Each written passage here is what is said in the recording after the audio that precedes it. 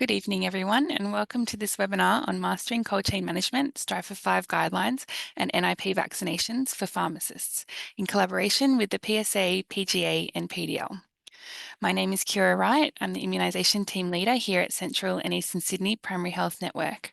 Also with us from CESFN are Immunisation Program Officers Kaylin Khaleesi-Rad and Mimi Campbell.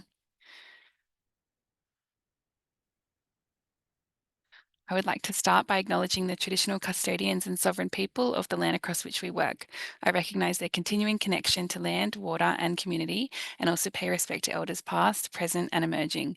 I'd also extend that respect to any Aboriginal colleagues who are joining us tonight. These are just some upcoming events we have for allied health professionals. Our annual immunisation update is coming up next Tuesday. There's a food and body managing eating disorders in general practice on the 27th, and on the 28th of May, exploring the role of community pharmacists in supporting patients experiencing severe mental illness. And that last one there is open to pharmacists across New South Wales, and so is the immunisation update. Just to mention the urgent care centres that the PHN is responsible for funding and seeing through.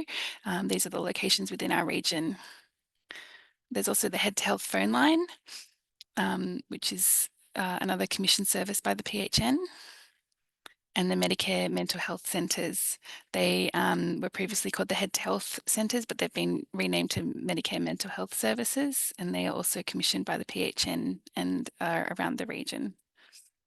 We also have a DFSV Assist program where you can be educated in how to support people, and you can use that phone number or email for more information. Also a reminder about health pathways. You can use health pathways as a healthcare professional, and you use the health pathway related to the location of your patient. So that's just for both southeastern Sydney and Sydney, but across New South Wales, there's various health pathways regions. Just a bit on housekeeping for tonight. Please note that this webinar will be recorded and will be available on our YouTube channel in a couple of days. There's also an evaluation that will pop up at the end of the presentation. We appreciate your feedback, so please help us by filling that out. And lastly, there's a Q&A function where you can click that box throughout the presentation, enter in your questions, and we'll aim to get them answered throughout the webinar and do a Q&A live at the end of the webinar. These are the learning outcomes for this evening. And now I would like to hand over to Kaylin Khaleesi-Rad. Kaylin is an Immunisation Program Officer here with us at Central and Eastern Sydney PHN. She's also a practicing pharmacist immuniser and has led the expansion of CESFN's immunisation support services into pharmacy and aged care over the past year. Welcome, Kaylin.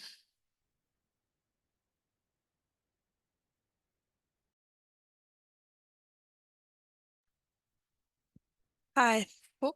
Thanks, Kira. Hi, everyone. As a part of the immunisation team here, we support immunisation providers with cold chain management, how to adhere to the Strive for 5 guidelines, how to action a cold chain breach, and how to navigate the National Immunisation Program and its eligibility. These are also some of the topics that I will be covering today. So, a common question that we do get asked is, what is the PHN, so Primary Health Network? So we are a non-profit organisation funded by the federal government to support primary care providers in various aspects of practice with education and resources and support, including immunisation. So there are a number of PHNs across Australia. As mentioned, separate from this role, I am also a pharmacist, so I do understand firsthand the context of delivering immunisations in community pharmacy and the challenges that come associated with it. This webinar was prompted by the rollout of the NIPVIP last year and some of the knowledge gaps that have been identified through the cold chain audits conducted by public health units. So the National Immunisation Program. So the NIP is a schedule of recommended immunisations given at specific time points in a person's life to ensure adequate protection against communicable diseases.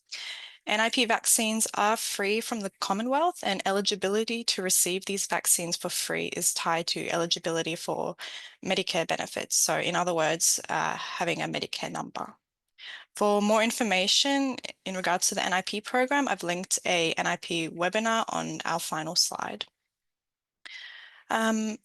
Catch up. So if a patient has missed a scheduled immunization as a child or adolescent, they are eligible to receive some free catch-up vaccines up until the age of 20 or for HPV 25 years.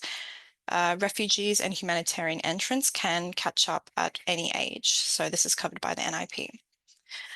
Separate from the NIP, some states may also fund additional vaccines for free separate from the standard NIP funded schedule. New South Wales funds some vaccines for free for eligible people in New South Wales, which you can also see on the final slide. And just briefly, there are some differences to the terms approved, recommended, and funded, which I'll explain. So approved means that the vaccine has been assessed for safety and efficacy by the TGA. Recommended means that a vaccine is clinically recommended for a patient cohort or demographic, and funded means that it can be given for free via the NIP or another state-based program for a particular patient demographic as well. It is important to note that not all recommended vaccines are funded. So a good example of this is travel vaccines, as well as influenza vaccines. So flu shots, they're recommended for everyone, but not necessarily funded for everyone. I'm sure most of you will probably heard by now that there has been an update to the NIP, which is the Abrysvo. So the Abrysvo is now available for pregnant women between 28 and 36 weeks gestation to protect their infant against RSV disease. This can be co-administered with pertussis and influenza vaccine. The vaccination should be recorded in AIR as well as the New South Wales Health Antenatal Yellow Card, which is given to pregnant women in a hospital setting to record important pregnancy information, which can be shared with midwives and tertiary care. Please record this information on this card if the patients bring it in. Please also note that this is the only RSV vaccine that is approved and funded for pregnant women. There are a few RSV products, and we have had a few reports of a few mix-ups. So here are a few easy ways to help remember these products, the differences between these different products. So Abrysvo sounds like embryo. This is the only it's the only RSV vaccine approved for pregnant women. Beyfortus sounds like baby Fortis. So it's only for infants and young children, but this is also not available to order or administer by pharmacists. And Arexvy, so XVY, those are the letters that are towards the end of the alphabet, and you can think of it similarly to lifespan, towards the end of your lifespan, so it's more so for older adults. Okay.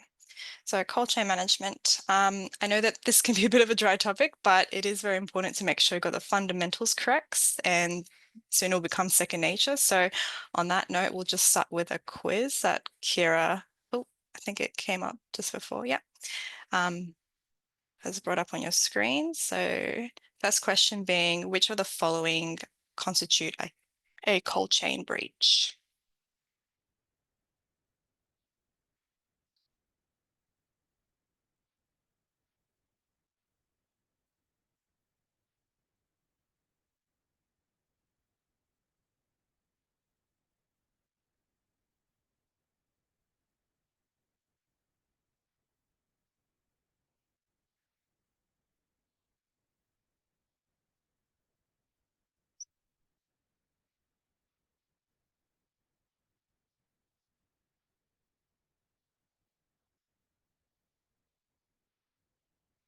Okay.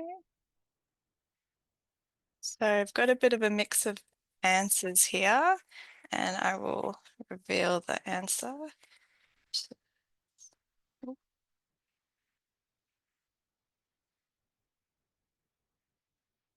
Yep, here we go. So the correct answer is all of them except for B. So B is a temperature excursion. Okay, next question. Oh,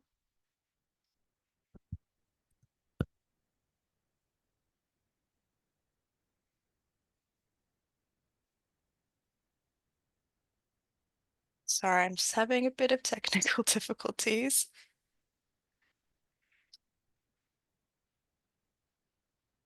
I'm trying, yeah. Kira, would you like me to share the polls? Got it. Okay, there you go. Okay. Thank you. So how often does a purpose-built vaccine refrigerator require servicing by an on-site technician? So annually for fridges older than 5 years, when there is a fridge malfunction, or every 2 years?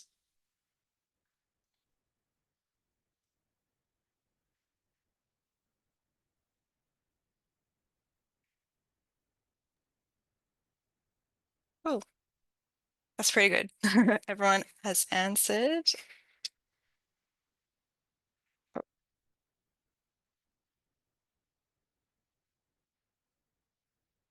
Annually, that's correct. Cool. And final question.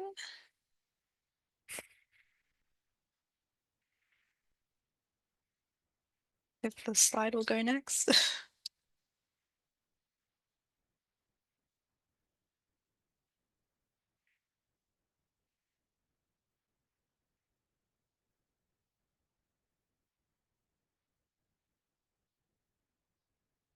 So what are the National Vaccine Storage Guidelines, STRAFA 5, temperature monitoring requirements?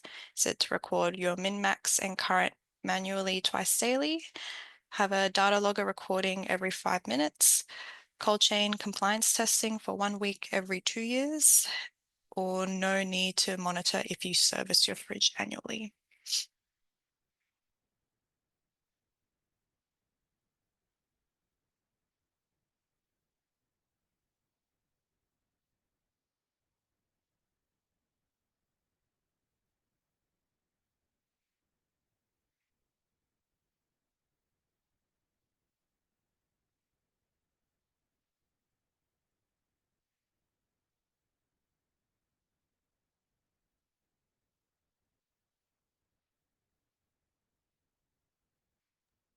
I've shared the results, Kaylin.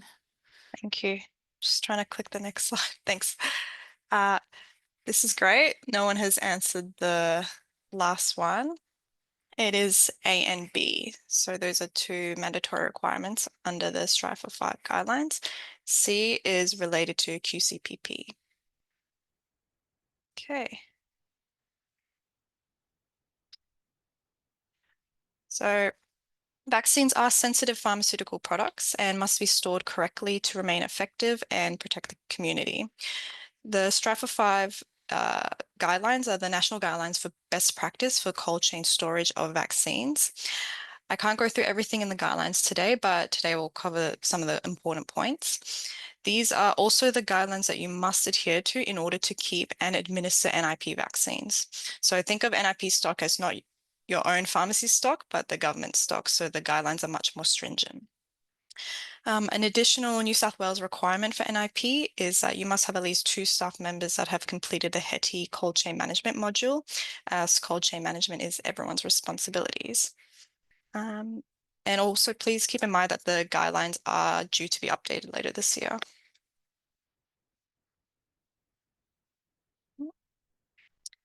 So what is a cold chain breach? So you can see here that anything below 2 degrees or anything above 12 degrees is an automatic breach. If it's between 8 and 12 degrees, you have a little bit of leeway. So if it's less than 15 minutes, it's a temperature excursion or deviation. If it's more than 15 minutes, this is a breach. So what do you do? So first thing to do would be to isolate, quarantine the vaccines, label the fridge, do not use, do not discard, and alert your team. Report the breach to the public health unit for NIP stock or the VOC for COVID stock.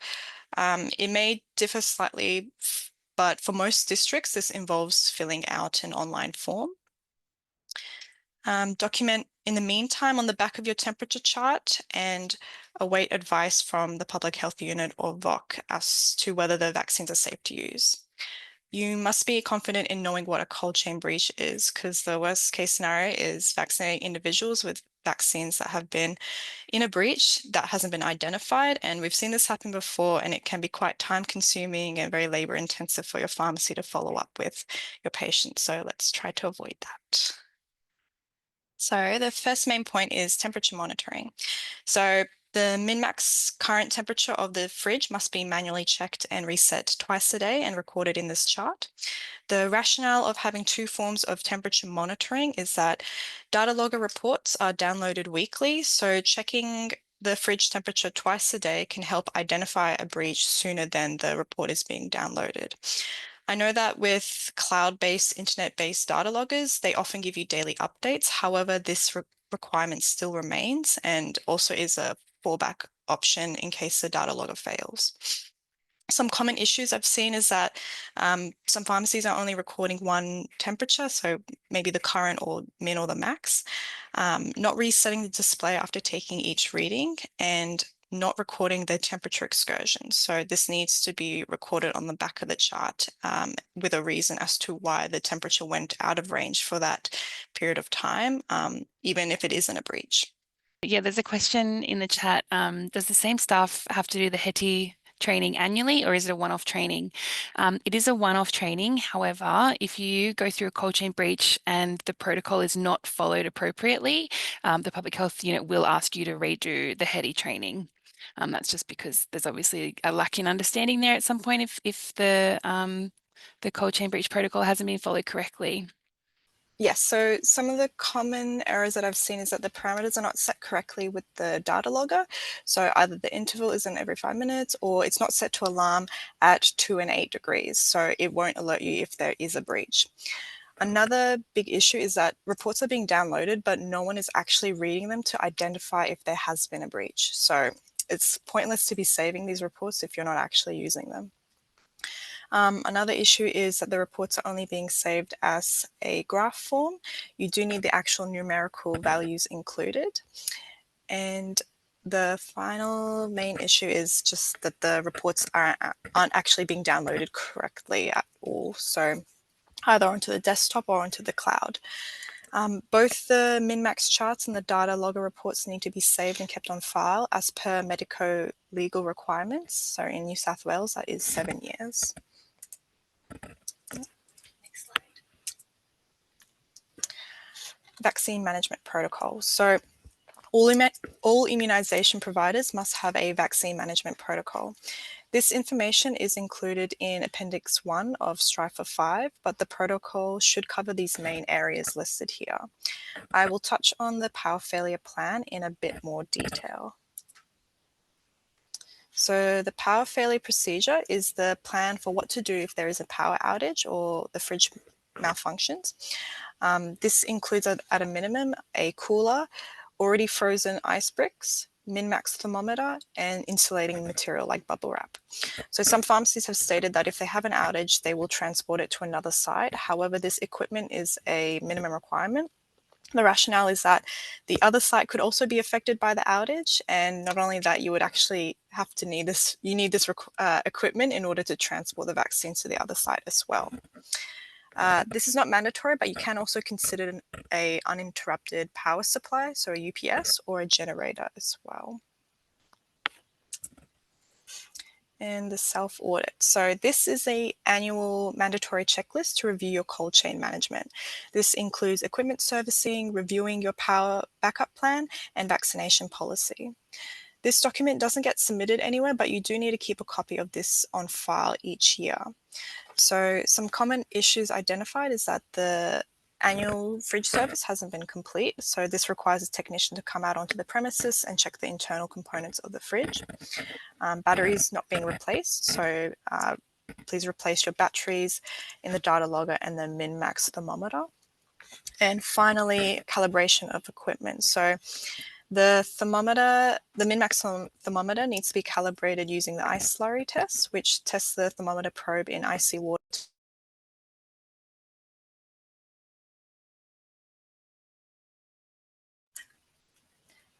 Okay. Sorry, I don't know when that muted, but yeah, so the ice slurry test tests the thermometer probe in icy water to make sure it reads correctly. And some data loggers also need to be calibrated, so please check that with the manufacturer. Cold chain audits. So the public health unit randomly audits providers to make sure that their cold chain management is up to code. What is usually assessed is your recent data logger reports and min-max charts, and any breaches that haven't been reported as well as recording temperature excursions. They will also make sure that your equipment has been serviced as per requirements. If the public health unit is concerned about further issues, they may be prompted to look into further detail. And finally, fridge organization. So if your fridge is getting too crowded, consider an alternative fridge separate from the vaccines or a bigger fridge. So flu season is upon us and you may be more likely to experience large volumes of stock in fridges, so please keep an eye on that. Make sure your vaccines are also kept in open weave baskets to allow for air circulation to keep the temperatures consistent. So you can see a picture of that below. And also keep on top of your vaccine expiry. So if you have any expired NIP vaccines, this must be recorded in the New South Wales State Vaccine Centre online portal. Thank you.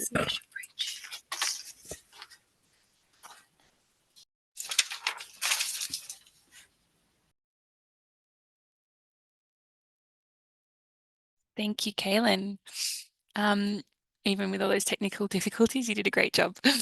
I'd now like to welcome Pooja. She's a practicing pharmacist immuniser. She practices in a large community pharmacy in the Sydney region that provides vaccination services. She also works part-time for PSA on the Pharmacist to Pharmacist advice line, offering professional advice and answering PSA member queries about practice issues, ethical issues, regulatory information, and clinical questions.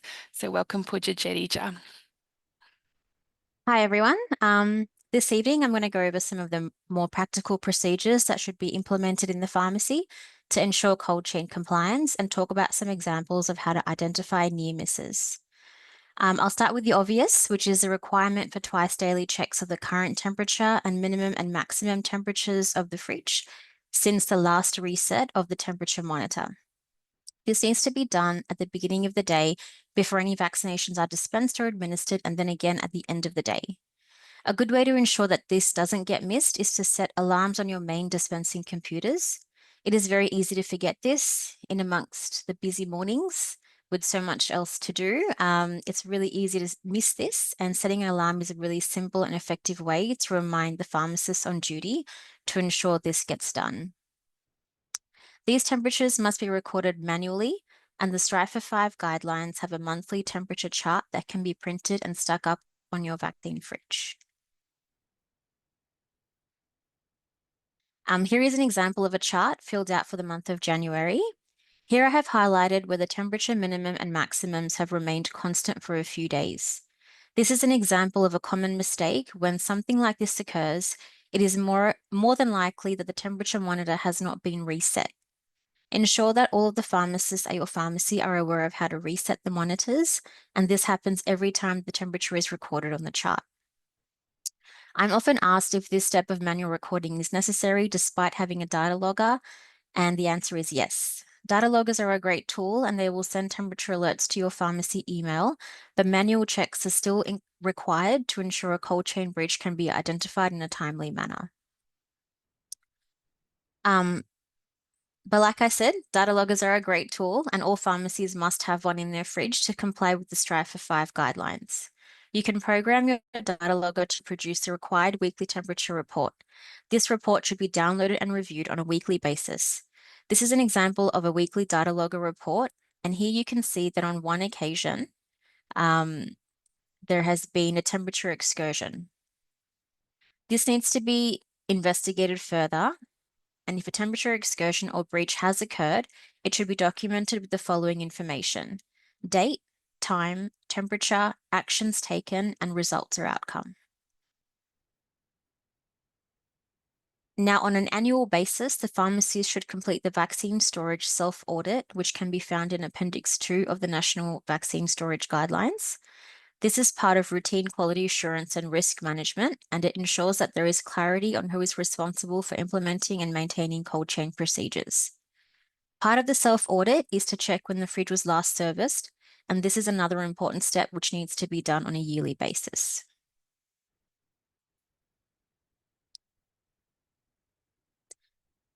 If you are working in a new pharmacy for the first time, how can you ensure that vaccines that you administer and dispense are safe and effective? Well, any pharmacist who is doing locum work should complete the New South Wales Health Vaccine Storage and Cold Chain Management online training module. This can be found on the New South Wales Health website. In addition, when you arrive at your new workplace, locate the vaccine fridge and identify the compliance certificate or sticker. Conduct a minimum, maximum, and current temperature check and record your readings. Also remember to reset the temperature monitor. And in addition to this, check the stock. Ensure that the fridge items are still in their original packaging, because light exposure can also lead to loss of effectiveness. Ensure that there is sufficient gap between the fridge walls and the products, and the stock is not overcrowded. Vaccines should ideally be stored in open weave baskets. So we have covered storage within the pharmacy. Now I'll talk about receiving stock into your pharmacy. All vaccine deliveries received by the pharmacy must be accompanied by a cold chain monitor. Do not accept vaccines if there is no cold chain monitor with the delivery. These monitors are often in the form of a tag where there is a color change when the temperature goes outside the suitable range. As I mentioned earlier, I answer calls, or as Kira mentioned, I answer calls on the pharmacist advice line, and we have had a case recently where a pharmacist has received vaccines from her supplier without the temperature monitor. She did the right thing and asked the delivery driver for the monitor, but was told that he did not know what she was talking about. This led to her second-guessing herself, and she called us for clarification. She was unable to administer her vaccines that day and had to postpone her appointments. If you receive stock without a temperature monitor, or if a temperature excursion has occurred, you should quarantine the stock, store it in your fridge away from usable stock, and contact the supplier. On this next slide, I will talk about the steps involved in maintaining the cold chain after dispensing. Firstly, when it comes to the administration of vaccinations in the pharmacy, ensure that you do not prepare too far in advance. Remember that light exposure also has the potential to cause vaccine degradation. Refer to the product information when preparing doses from a multi-dose vial, and as a rule of thumb, only remove vaccines from their original packaging immediately before administration. When you aren't administering the vaccine and you're supplying it to your customers to take to their GP for administration, ensure that they also understand the importance of cold chain management. Encourage vaccine collection immediately before it is to be administered. So the person takes a vaccine directly from the pharmacy fridge to their appointment to have it administered. If this is not possible, try to organize direct transport of the vaccine to the surgery where the vaccine will be administered. If you can't do this, you should contact the healthcare provider administering the vaccine to discuss possible options, as there is a possibility that the doctor or nurse could refuse to administer the vaccine if they cannot ensure that it's been stored in the correct manner, in the correct manner and the cold chain has been maintained.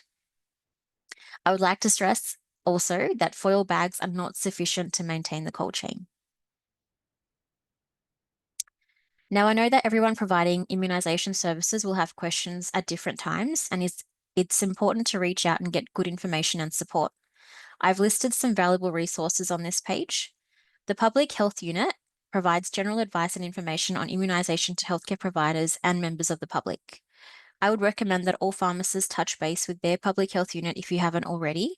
They are a valuable source of information and will provide expert advice to all pharmacists providing vaccination services.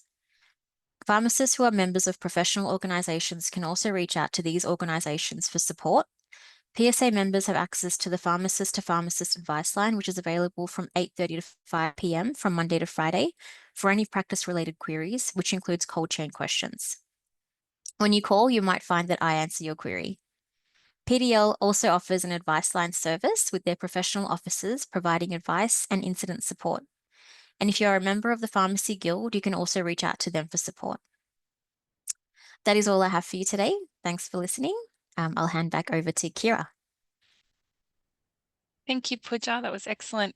And I just would like to add as well, in addition to all these other fantastic support services, your local PHN can provide support too for matters of cold chain support and alike. So thank you. Next, I'd like to introduce Jess Hadley. Jess is a registered pharmacist with 17 years of extensive experience in community pharmacy. She's been a managing pharmacist, proprietor, a group compliance manager. Jess is one of 5 PDL professional officers and is on the local advisory committee for New South Wales and the ACT.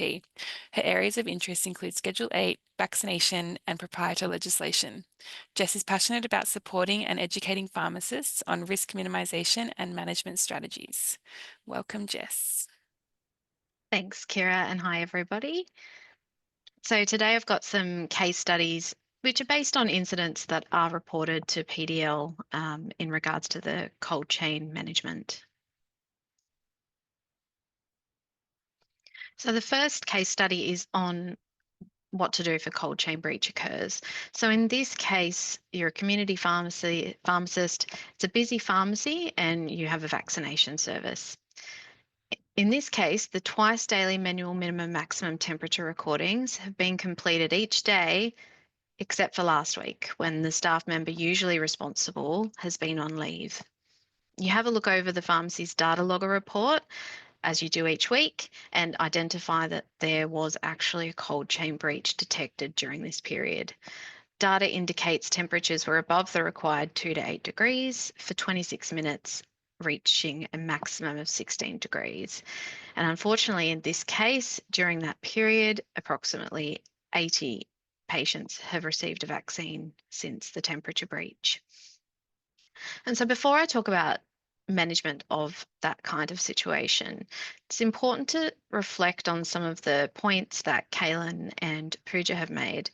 And first, we can see here, this pharmacy was actually quite vigilant with their twice daily manual minimum maximum temperatures, but it appears that maybe only one staff member was actually responsible for that. And so when they're away, it hasn't been done. And so this goes back to what Kaylin was saying about the HEDI training, that it's the New South Wales minimum requirements are that you have to have at least 2 staff members complete that training. But really, for best practice, it would be excellent to have any staff member who's involved in cold chain management through from delivery, putting away stock, all of those smaller jobs that you might not think are as important, including your pharmacists and locum pharmacists. The other thing here is it's great that the pharmacy was actually reading the data logger report. If you were just downloading it and flicking it over to a file without actually reviewing it, you may have missed that there had actually been a cold chain breach. So that's really crucial. So in this case, where we have 80 patients impacted, we'll have a look at what steps to take next. And Kaylin covered off a lot of this, but I wanted to point out this resource that I've always found useful in my own practice. And this is a flowchart on managing a cold chain breach, which is available on the New South Wales Health website. And it takes you through everything that Kaylin's already mentioned. And just a reminder that if it is a situation where the fridge itself is not now maintaining the correct temperature, such as in a power failure, you will need to revert to alternative options such as transferring to another fridge or using those coolers, as Kayla mentioned.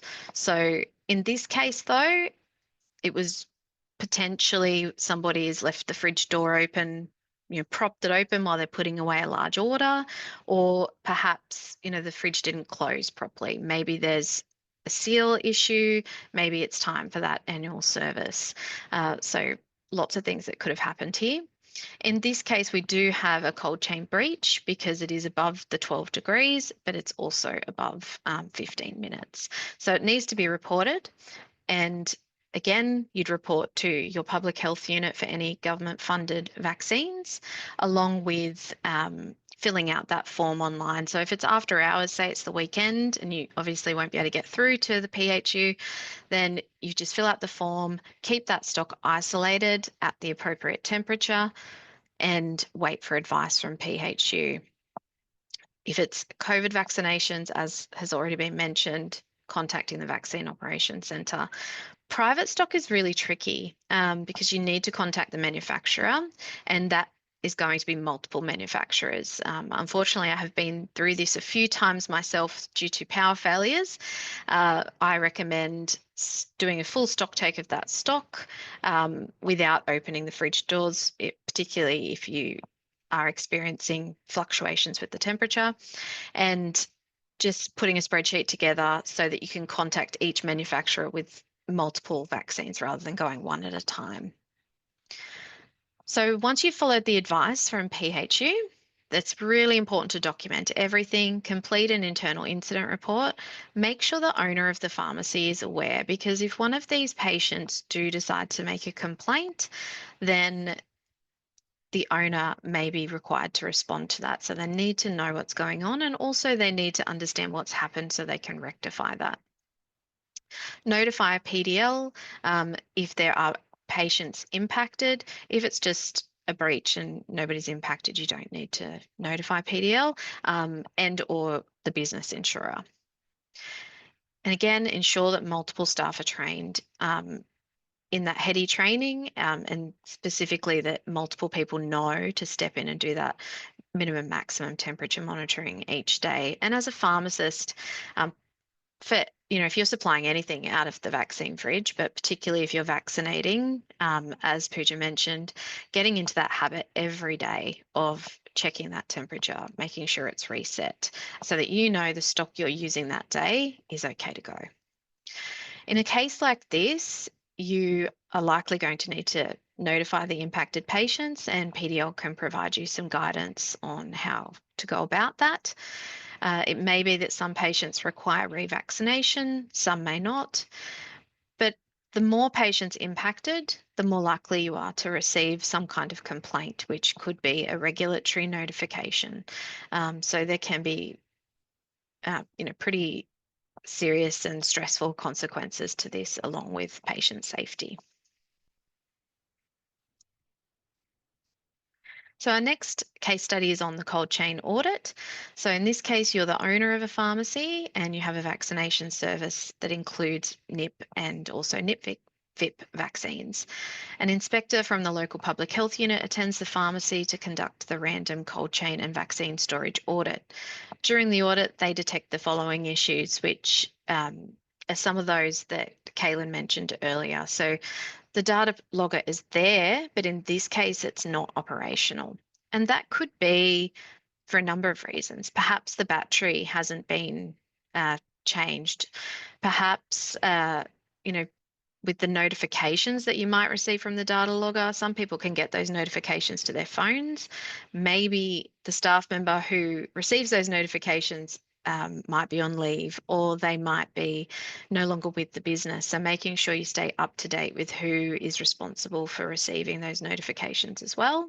And as part of your annual audit each year, replacing the batteries just out of caution.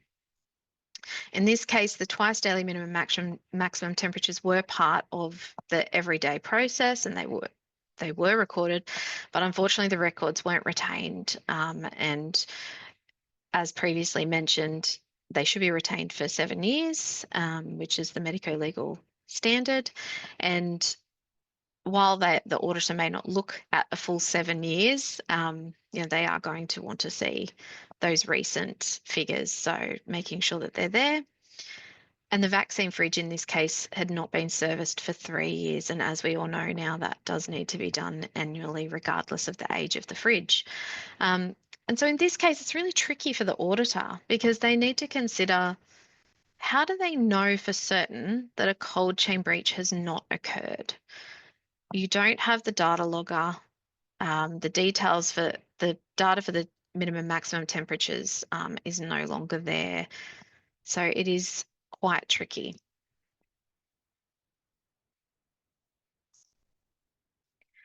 So in a case like this where there is an audit, if it is detected that there's a cold chain breach or there's enough concern that a cold chain breach may have occurred and there's no evidence to refute that, then patients during that impacted period could be contacted to discuss possible revaccination. And again, that's a really hard conversation to have.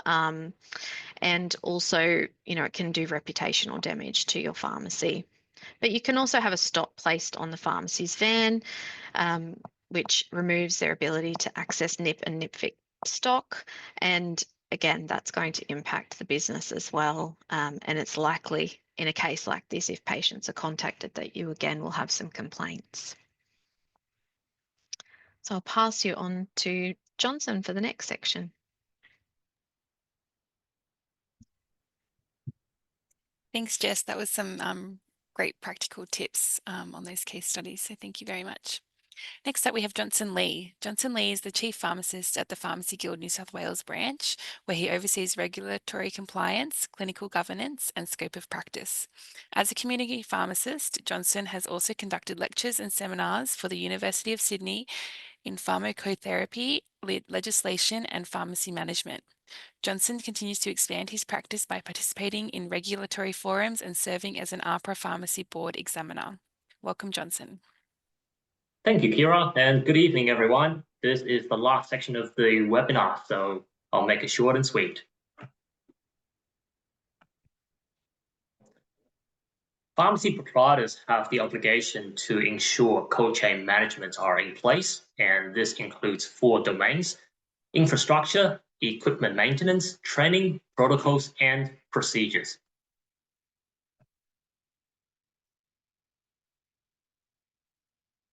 Infrastructure. The requirements mainly have been mentioned by our previous presenters already, but specifically there are 4 items we definitely need. So number 1, a vaccine-specific fridge. It has to be purpose-built. Anecdotally, we've seen examples of domestic fridges as well as milk bar coolers. They are not accepted. A compliant data logger, they must be able to record temperatures at 5-minute intervals. And most importantly, the data need to be downloaded and saved electronically on a weekly basis. Even if a pharmacy has an uninterrupted power supply, a battery-operated minimum maximum thermometer and cooler would still be required for managing power failure. And we'll go back to UPS uninterrupted power supply a little bit more in detail later. A compliant consult room is also a requirement, and the standards are refreshed from time to time by the ministry. So to access the most up-to-date publication, we strongly encourage the pharmacy to review the website or the hyperlink provided here on a regular basis, just to ensure the pharmacy has the most up-to-date edition. Training, as previously mentioned already, pharmacies must have at least 2 pharmacy staff complete the HETI or the ministry's cold chain management module. And importantly, from a practical perspective, it's important to print out the certificate of completion just for the ease of access. And obviously, the inspectors on site would request to see the evidence of that certification. So it's important to have the certificates printed and placed in a visible and accessible area. Personally, I prefer to place them on the fridge just because if you're able to see the physical evidence on a regular basis, at the same time, you'd also be able to make sure these staff members are still currently working for the pharmacy. Pharmacies should also have a trained designated person as well as a backup person for cold chain management. As previously mentioned by Jess, from a roster perspective, it's probably important to ensure at any given trading day, there's a trained person for cold chain management. Power failure procedure has been a recurring theme. So practical point would be the inspector would definitely request to see that written power failure procedure. A nice decent template is provided here in the hyperlink. This is a checklist recommended by Strive for 5. So it's a good starting point.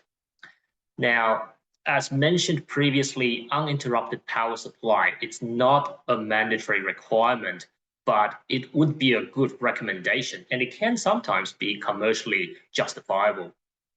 And from a commercial perspective, obviously, guild members, put up your hand.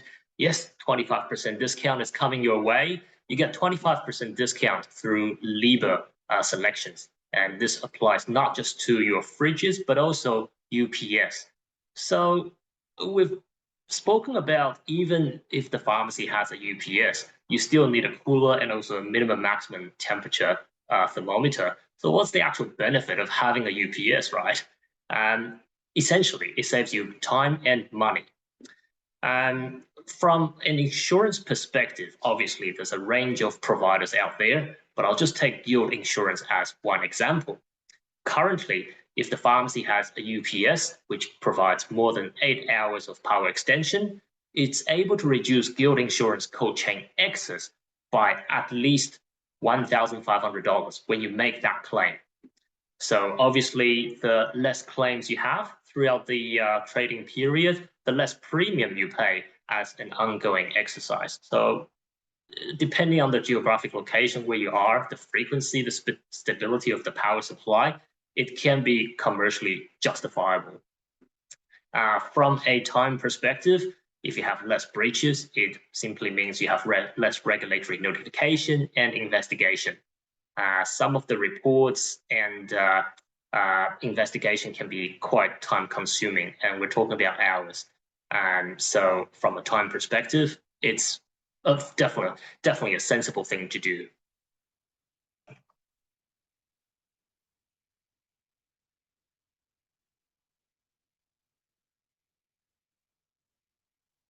Cold chain dispensing procedure, it's highly recommended to have a written cold chain dispensing procedure, essentially to remind our patients about the importance of keeping temperature-sensitive products in a suitable storage condition, particularly if they're taking the cold chain products to a different site for administration. So the following 2 points are simple suggestions for your discussion with the patient, essentially highlighting that the prescriber or the doctor may refuse to administer a cold chain product if it has not been stored properly.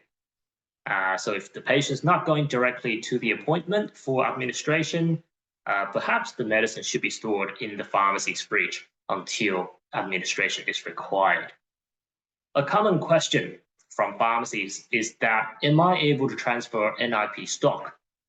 Short answer is no. NIP stock cannot be shared or transferred between pharmacies as it is not permitted under the poisons regulation.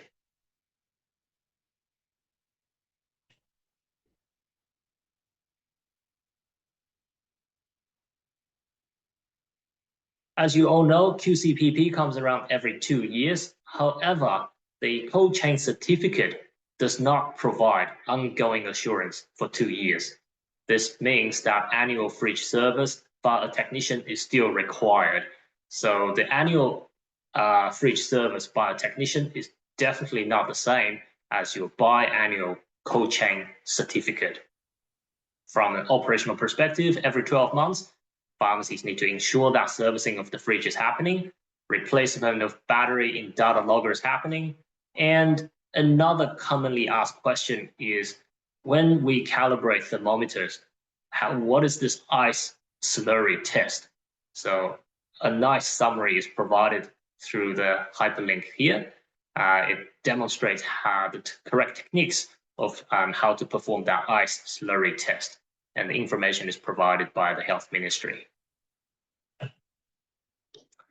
So to summarize everything covered today, from your daily operation to yearly servicing of the fridge and the biannual QCPP certification, this is a nice to have audit checklist for pharmacies to print out and obviously check on a regular basis to ensure compliance.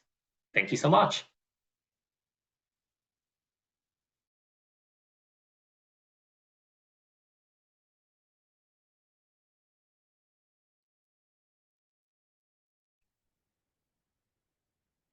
Thank you, Johnson, for providing that insight from the proprietor perspective.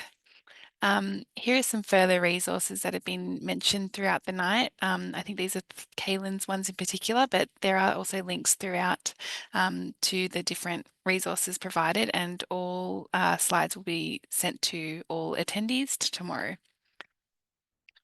We have about 8 minutes left for questions. So I would like to start with one. There's actually two questions that have come through that are quite similar. So I wonder if they're on the same vein, which is, what is the difference between NIP vaccination service or a general pharmacy vaccination service? So I think the question is asking if the NIP standards of Strive 5, do they apply to all pharmacy vaccinations? So I'm going to throw that to Kaylin to answer, and then to Jess as well.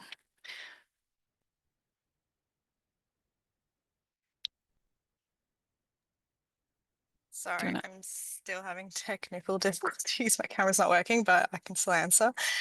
So basically the difference is the Strive 5 guidelines are best practice for cold chain storage for all vaccines.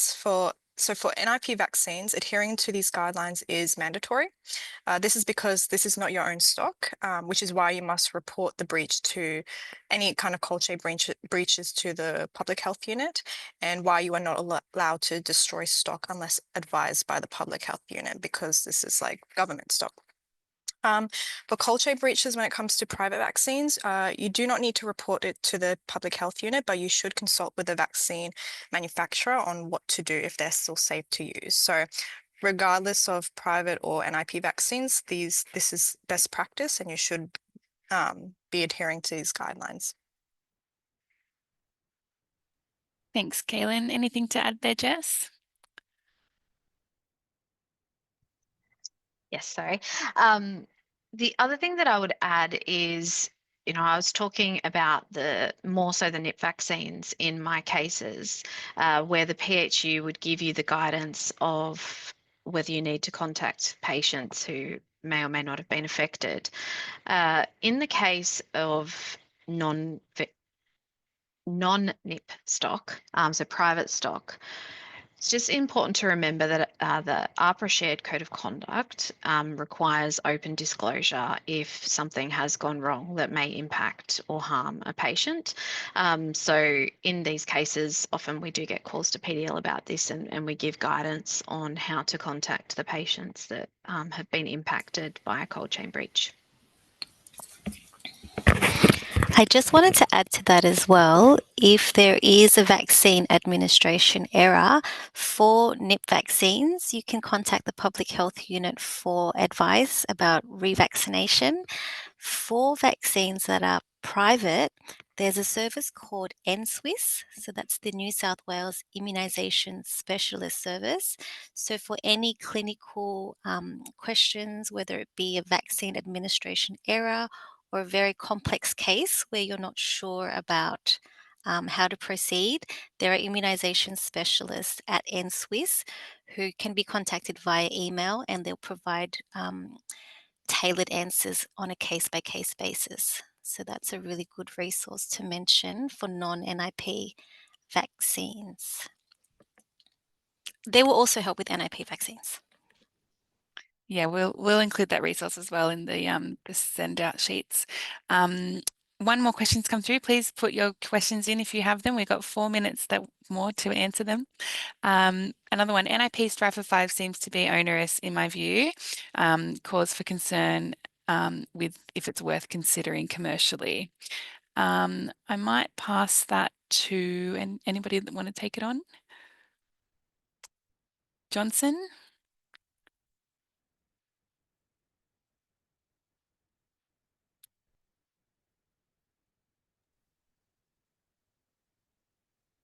So yeah, why would you apply the Strive 5 guidelines to your practice if it seems to be a bit of extra work? It is a national guideline. Rules are rules. Very simple answer. Yeah, it is. It's you must be following the Strive for 5 guidelines for all vaccines. It's enforced if you have NIP vaccines, but it should be you should be following that for all private stock as well. Jess, did you want to add anything? Yeah, I was just going to say, while I can't speak for the regulators, it is important to remember that if there is some kind of complaint or, if something isn't being done appropriately in your pharmacy, and even it might be a locum pharmacist or a staff member who makes a complaint about that, the regulators expect you to follow best practice. So even though it might feel like it's not necessary, you still will need to justify why you haven't followed Strive for 5 if you were in that circumstance. Yeah, thank you. Kaylin, did you want to answer? Oh, that's all right. There was just another comment that it's national guideline, but it's not clear or enforceable. I guess that may be your experience, but it has always been the national guidelines. They've been around since 2013 from memory. And yeah, they are enforceable by the state legislated bodies. Another question for NIP catch-up vaccines for refugees. What if they do not have Medicare? In New South Wales, all non-Medicare have access to healthcare under a policy that I can share after. So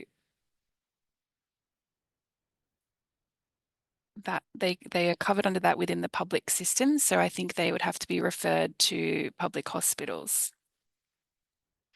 This is excluding COVID vaccines, which are available for non-Medicare anywhere. Another question. I believe there is a big gap in understanding, particularly the guide to fridge storage standards. Yeah, I guess there is a big gap. That's why we're doing things like this webinar tonight, and we hope to keep working with our partners and colleagues at PDL and PGA and PSA to get the word out that this is the way it's meant to be. And our PHN and other PHNs are here to support pharmacists and pharmacies in making sure that they adhere to these guidelines. I just wanted to add with the question regarding whether Strive for 5 is a guideline, whether it's enforceable. In New South Wales, the New South Wales Pharmacist Vaccination Standard does actually require you to follow Strive for 5. So it is a requirement. Thanks, Jess. Someone's asked, what is QCCP? Johnson? Yep. QCPP is a pharmacy accreditation program that ensures community pharmacies are delivering high quality service to ensure patient satisfaction. And there is a webpage available on QCPP, which explains the specific domains more in detail. Thank you. Great. There's no more questions coming in, and it is 8 o'clock. So I would like to thank all our speakers for this evening for your time in preparing and presenting for tonight. And I'd also like to thank everyone that's joined us this evening. I hope you've learnt something. I hope you can go away and teach your colleagues something. And we will send out the resources sometime tomorrow, and the evaluation will pop up after this webinar finishes. So thank you, everyone, and have a lovely evening.